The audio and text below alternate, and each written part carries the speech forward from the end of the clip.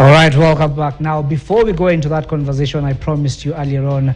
Now, the Kenya Railway has proposed to set up a new railway link to offer investors at the Athi River Export Processing Zone a cheaper alternative for transporting their goods. Now, the Ministry of Transport and the Ministry of Investment, Trade and Industry are currently on a tour of the proposed line. Let's listen in. Achieve a return on investment much faster than the 10 years. And this is the spirit of the PPP that we want to achieve. So we have got, may I ask all the investors in SCZ who are here, in EPZ who are here, just to stand up. Happy investors, I have seen Hera there. These are the people, CS Murkomen, who will benefit from this project. They are already here. They manufacture from here. 70% of the exports to the US come from where we are sitting. And we do it in such a, you may be seated. It's such problematic because after manufacturing, the goods are loaded onto trucks to be taken to ICD and other places, some to be taken by trucks to Mombasa.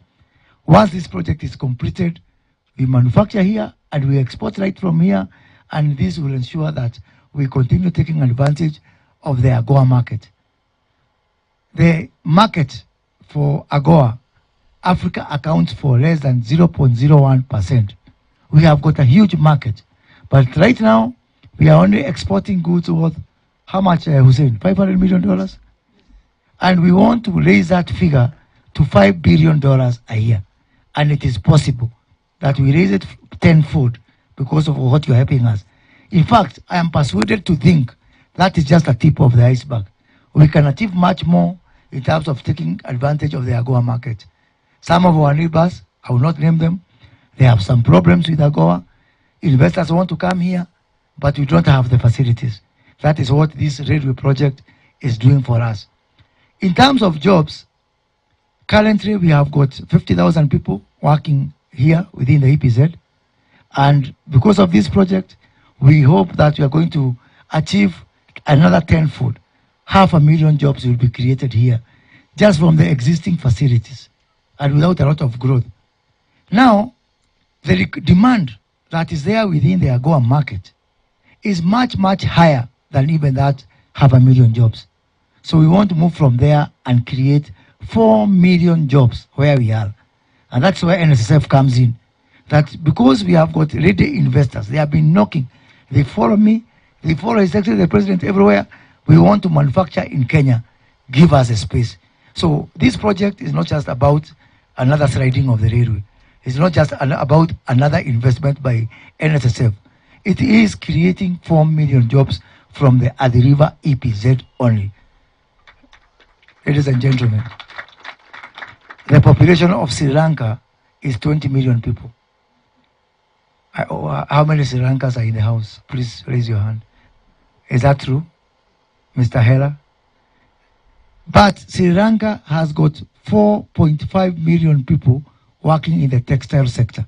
Is that correct? Yeah, this is a Sri Lankan. So I'm not telling you stories. And Sri Lanka is exporting $4.5 billion worth of apparel to the US, when Kenya is exporting only $500 million. Who needs the jobs more? Kenya or Sri Lanka, given the population? Kenya needs the jobs more. Yet Sri Lanka is ahead of us.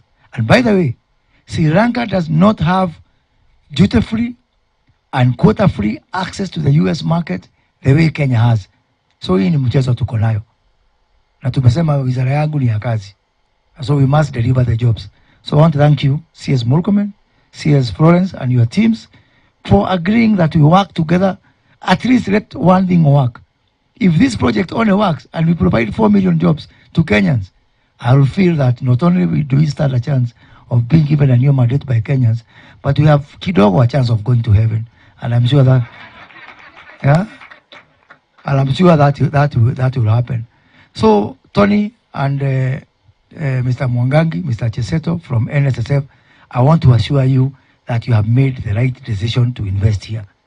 By the way, not just a return, but I think you'll get better job satisfaction and also a better chance of going to heaven if you sleep knowing that you have invested where we have created 4 million jobs for Kenyans, instead of just other high-rise buildings.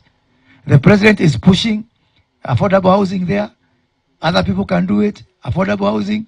I think if we get NSF to be our partaker of investment opportunities, come and invest here, we are guaranteeing you will get a return. In terms of other services, all right, and quite some ambitious plans there by